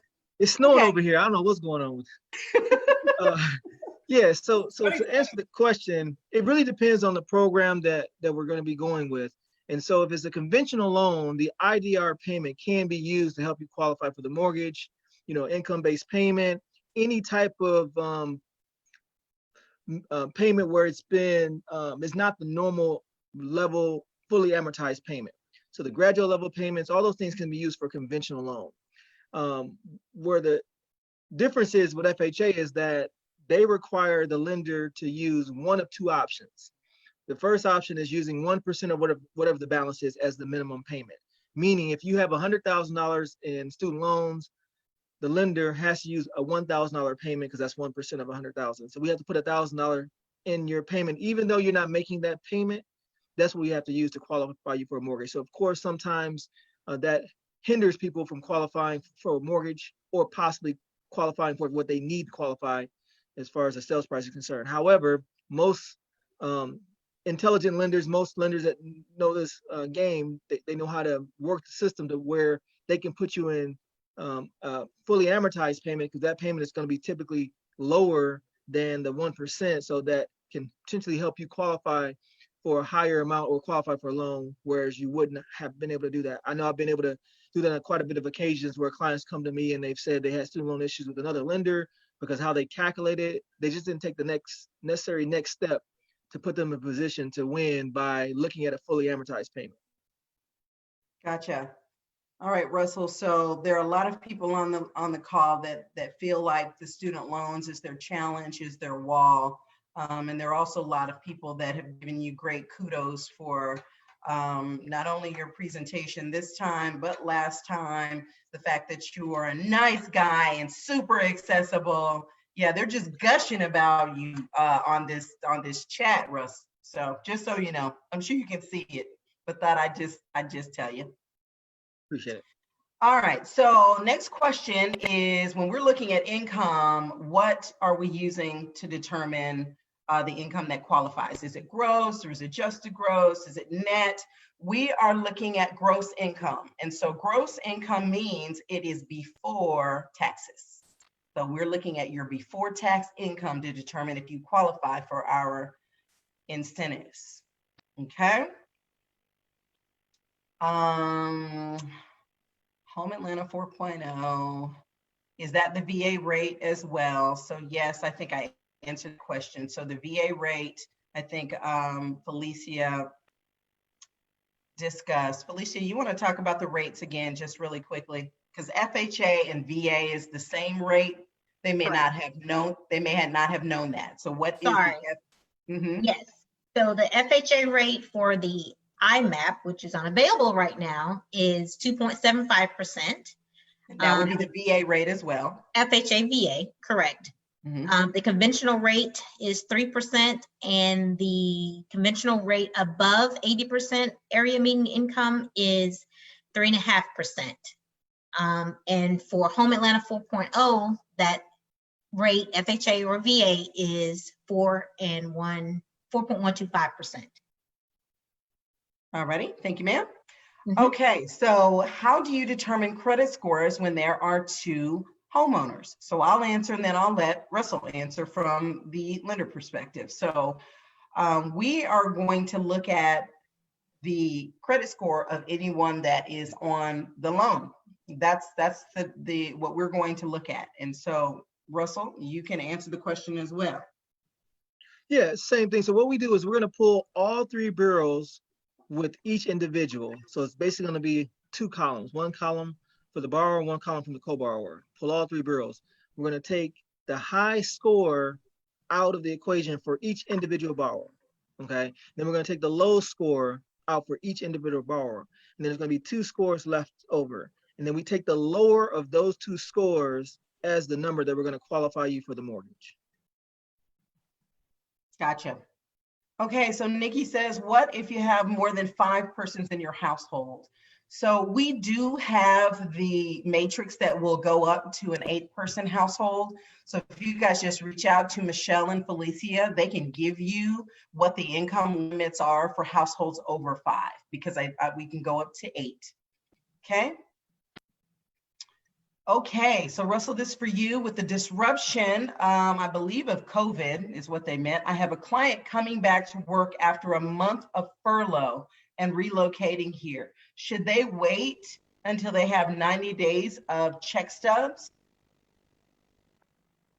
Russell, what do they need? What do they need from a bank perspective? Russell's frozen again.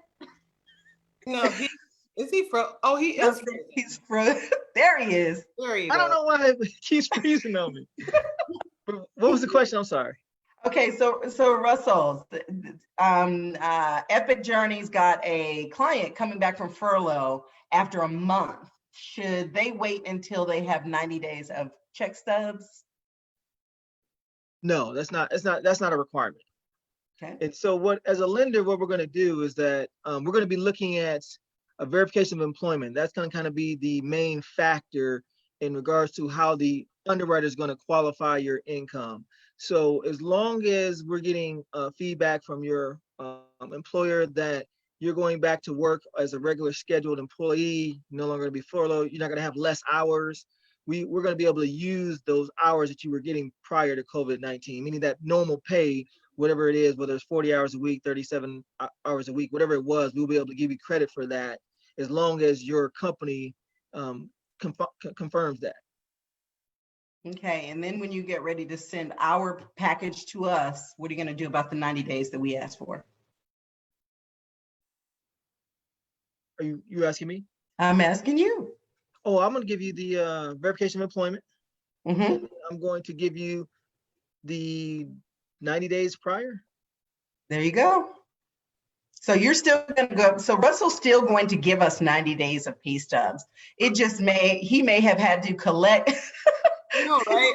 Stop sweating, Russell. He may have had to collect your older pay stubs to go along with your current pay stubs, but he's still going to give us 90 days of pay stubs. So to his point, you don't have to wait 90 days until you have 90 days of pay stubs on this job. Okay, Russell, you know that. I don't know why you acting all scared. It's been a long We day. all scared. I know, right? It's been a long time. It's an exam. Okay, I'm assuming that a roommate post-purchase doesn't play a factor. So that is correct. If you are adding a roommate to your scenario after you close your transaction, we do not care. Now, what you do not want to do is start talking to Russell about your roommate before you close your transaction. Because remember, our income limits are based on everyone that is going to be living in your home, okay? And if you're not married to your roommate, then you don't need to be talking about your roommate at that point, okay? Even if that's the plan, we don't want to know about it, all right? Now, if you are married, you can't call your wife or husband your roommate that you don't have yet, okay? We're going to ask for their pay stubs because you're married, all right? Okay, so next question. Can my mom help me apply with her credit? She has higher credit. So the answer to that question is if your mom is gonna live in that house with you and your mom doesn't own any other property, then yes, your mom can be on that loan transaction with you. However, if your mom already has a house and she lives somewhere else, we don't allow for a non-occupying co-borrower. That's what that's called. Someone that is helping you to be the co-borrower on your loan, but they're not going to live in that house. We don't allow for a non-occupying co-borrower. Okay. In addition to that, Anita, the person has to still meet the minimum standard credit score. So even, just because your mom or dad has an 800 credit score, you still have to meet the minimum standard, whatever that is, whether it's 580, a 640, 660, whatever that may be. That's exactly right. Okay. So this person, Rhonda, says, does the cap stay at 81,000 for one person, or is there wiggle room? So I did answer her question. So the income limits vary for each program. So it depends on which program you're looking at, but there really isn't any wiggle room. When Russell looks at your pay stubs and he does the income calculation, it needs to come below whatever the program requirement is. Now, the saving grace in that, if you're very close, every year HUD is going to announce new income limits. And so there has been an upward trend. We haven't seen income limits go down in several years. So there's an expectation that next year, when the income limits come out, they usually come out in March, that it's possible that the income limit will go up and you may qualify next year. But other than that, you got to be under what's currently stated for each program. Okay. let's see. Are the home funds provided by HUD? So yes, home funds are provided by HUD, and home funds is the funding source for the Atlanta Affordable Homeownership Program. So AHOP is our program that is funded by home dollars. None of the other programs are funded by home dollars though. Okay, we have various funding sources. As you can see, we have 2 programs that are currently being refunded now. As Felicia and Michele said, they should be available come mid-August is what we're hoping for, fingers crossed. Okay. Ooh, I lost my place.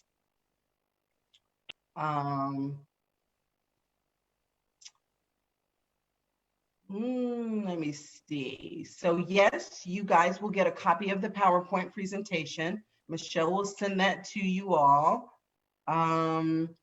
So can the Home Atlanta 4.0 program be used with renovation loan? And that answer is no, because of the servicer. So US Bank is the master servicer for that program, and they are not going to allow for renovation. So you cannot use a renovation loan with the Home Atlanta 4.0 program, unfortunately. Okay, somebody said, where are the duplexes in Atlanta? So you're just gonna have to find an agent to help you. You know, get your real estate agent, let them know that that is what you're looking for, and have them track that down for you, because they're not a lot. I mean, Atlanta's not a huge duplex city, but they exist. The reality is that they are out there. And they're Okay? they're out there, and again, you'll drive past them and don't might know not even know. because they don't look like duplexes. There's some in the southern part of Sylvan Hills that look like ranch homes, but if you drive around to the side of it, there's 2 other units in addition to the one that you see from the front. So they're out there. Your real estate agent can help you find those. Exactly. So Mercedes asked, do you need to supply income for your spouse if they're on Social Security? And so the answer is yes. So you are going to have to provide income documentation for everyone over the age of 17 that is living in your home. And Social Security is income. It's considered income. So you will have to provide that information. Okay. So can you buy down points on any of these mortgage programs? So the reality is any program that we do not provide the rate, you can buy down points, because buying down the rate is simply a closing cost, and our funds can be used to pay closing costs. However, when we set the rate, that is the rate, and you cannot buy it down. Okay, so that is the IMAP program and the Home Atlanta 4.0 program. Whatever the rate is that we set is the rate that you will get. Okay. Hi, this is Mercedes. So I had said Social Security disability. Same thing? Yes, ma'am. All of that is considered to be income. Yes, ma'am. Thank you. Thank you. Uh-huh. Okay. All right. 15 minutes, Anita, just. Okay, I can't see the bottom of the list. How am I doing? I'm just going and There's 38 more messages. I don't know if they're all questions, but okay. I do remind people that I am going to send this out to you all. So exactly. Okay. So is the program fee in addition to the $1,500 that we need to contribute? And the answer is kind of yes and no. So that program fee can be part of the $1,500 if you paid for it. If you paid for it, then yes, it counts towards the $1,500. If someone else paid for your program fee, then no, it doesn't count to your $1,500. The $1,500 are funds that you put into the transaction. Okay. All right, so you'll need to provide, that was my answer. What are the closing times on either programs? So the closing, usually we are closing, honestly, Felicia and I had this conversation the other day. Our average close time is really about 2 weeks. We ask for 45 days, but it does not take us that long to close. It's about 2 weeks, and it runs parallel with the bank's underwriting process. So you're not doing something really in addition or causing additional time. We do everything we need to do at the same time that the bank is reviewing their file and underwriting their file. Okay. Okay, so what about bankruptcy? Where do you get permission from the court to buy? Okay, so that's a kind of a lender question. I'll let you answer that, Russell. She's Okay. probably talking about a chapter 13 where she's Yeah, going to it's got to be need. a chapter 13, and Right. you have to be in the bankruptcy for at least 1 year. And if you're in the bankruptcy, you have to get your trustee's permission, and you got to go through your attorney or whomever represented you for that to initiate that process. If you are out of the bankruptcy, then you can go ahead and purchase right away, meaning that your bankruptcy has discharged, your chapter 13 has discharged, then we can move forward right away. If you're doing a chapter 7, the minimum is 2 years removed from the discharge date. Okay, thank you, Russ. So what is considered acceptable credit score for Vine City Renaissance Initiative? So Vine City Renaissance Initiative is one of those incentives that I said the lender will set the rate. So it is whatever, the lender will set the rate and the score. So whatever credit score is acceptable to the lender, we will accept. So it really depends on what lender you're using and what score requirements they have. Okay. All right, so lots of laughs about John and Drew, Michele, and loving HGTV. Loving the house, the renovation house. Lots of people love that. So do we offer guidance on finding contractors? We actually do not. That is part of the due diligence that you are going to have to take on as if you are choosing to do a renovation loan. That is just part of that process. And that's why Michele talks about it being more than just you getting under contract. You're going to have to take some additional steps when you do a renovation loan, which is also why we ask that you attend and require that you attend a renovation training as well, so that you have a good understanding of what else you are going to be responsible for in that transaction. Okay.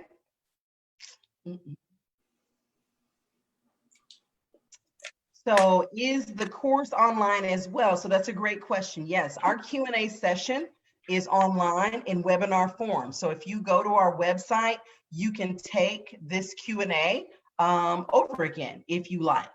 Okay.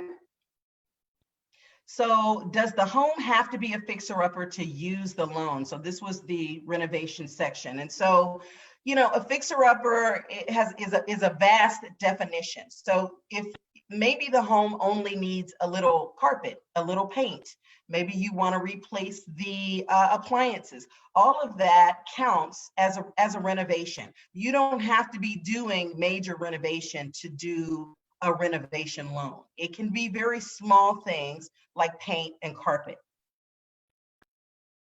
Okay. So some folks are asking, you know, how are people still looking for homes in Atlanta during COVID? But the reality is that it's happening. It's happening because we are still closing loans and Russell is busier than ever. So people are getting under contract and moving forward with their home purchases. I think, you know, some folks may have been, you know, just kind of lulled into this holding space, thinking that nothing was happening, but home purchases are still happening. So, you know, I would say just find an agent, make sure that you are following all of the required guidelines and using your mask and social distancing and, you know, being very careful about things that you would touch with going inside of homes and, you know, wiping things down. I have spoken to agents that will, you know, wear gloves and open the doors for their clients, open the cabinets for their clients, those type of things. But yes, people are still moving forward with the process. Russ, you want to speak on that a little bit? Oh yeah, no, I mean, we've run into the busy season of the purchase season, and it's no different than last year. I mean, houses are flying off the shelf. I'm getting contracts. I think I got 3 today. And I'm getting questions about people making offers, 7, 8 times a day on what the payments would be on those particular offers before they make the offer. So home buying, home ownership is at its height right now. A lot of people are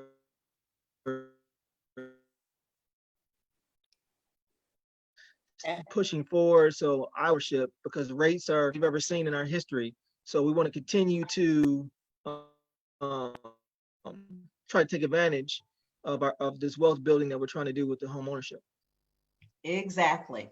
Okay, so next question. There's a $1,500 cost from Home Atlanta 4.0. Is it $1,500 a piece or $1,500 total? So if you are layering incentives, the $1,500 is for your transaction. You must put $1,500 into the transaction, regardless of however many incentives you may use, okay?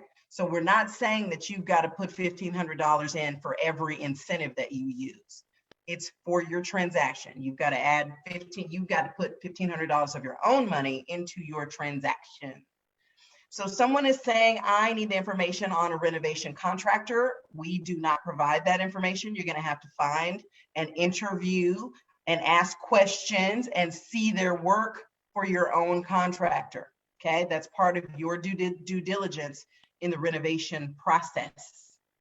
Okay, so I see messages saying repeat those programs again. I'm guessing those are programs that we layer with: Atlanta Housing Authority, Atlanta NSP, which is Neighborhood Stabilization Program, ANDP, Atlanta Neighborhood Development Partnership.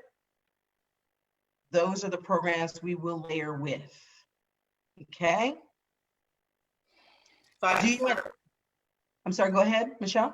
5 minutes. And let me just say this real quick. With y'all, we're probably not going to get to these 47 messages. That the number keeps going up more and more. So if your question is not answered in the session, I'm going to send out to everyone what the PowerPoint presentation, a link to our Q&A session, Russell's information, the information for the home ownership team. I've sort of transitioned out into community engagement.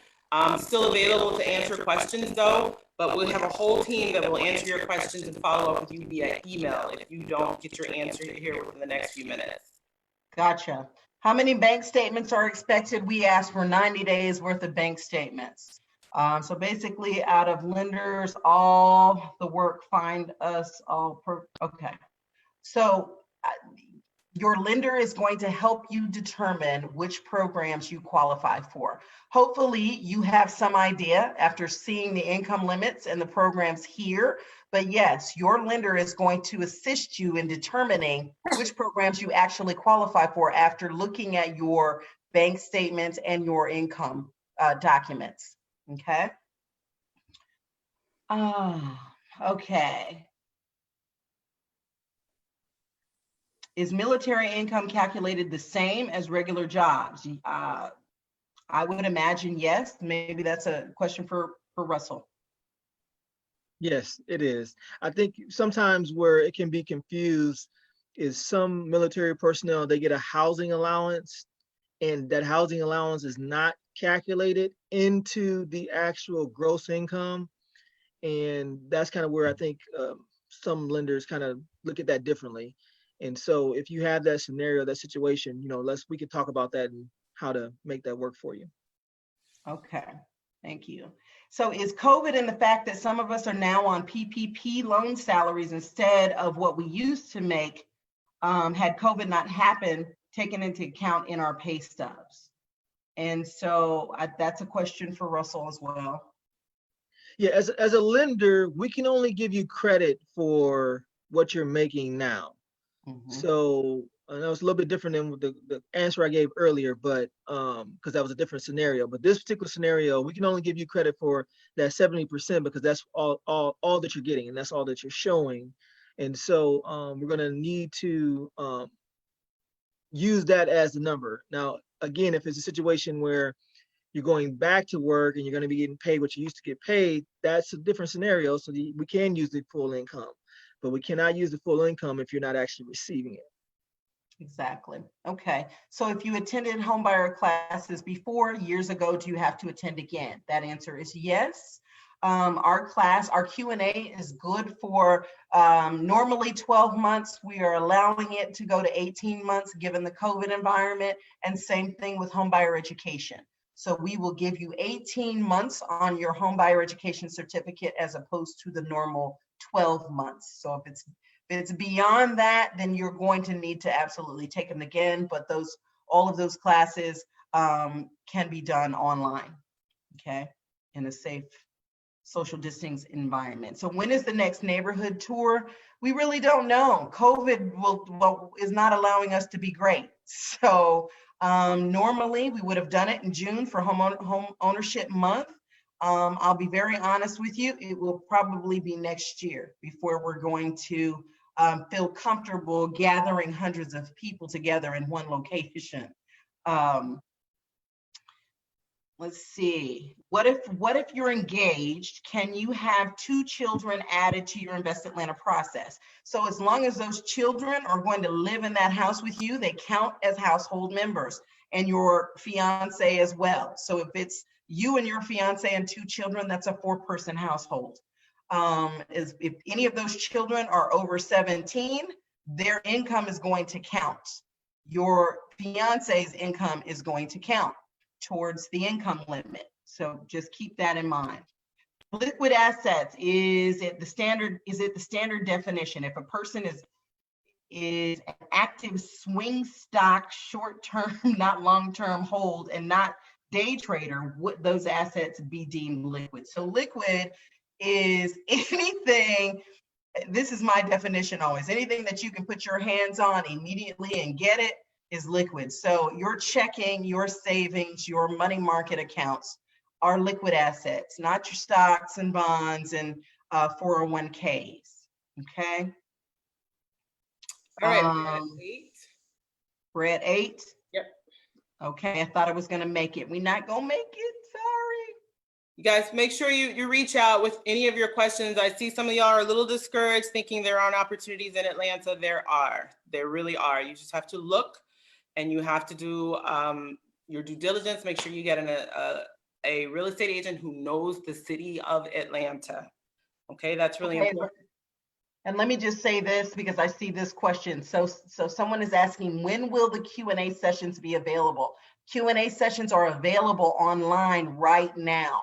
We don't know when we're going back into the office to hold them in person, but you can take Q&A online. Russell's information is on our website right now under the participating lender list. Michelle is going to send it out to you as well. As well as the link to our Q&A session. So, okay. Thank you all so much. And Kirsten is always our quiet one.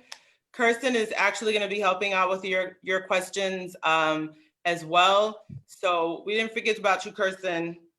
I'll be happy to help you guys. Thank you, Kirsten. So the 4 of us will be happy to help you all with your questions. And so when I send that information out to you, feel free to reply back if your question was not answered. And thank you again, and happy home ownership month, and happy house hunting. And we look forward to working with you in the future. Thanks, Russell. Thanks, everybody. Thanks, Russell. Bye, everybody. Thanks for being here, guys. We appreciate you so much, and look for future sessions. We'll be posting about future sessions, and you can join us again. Thanks so much. Thank you. Thanks. Good night. Thanks, guys.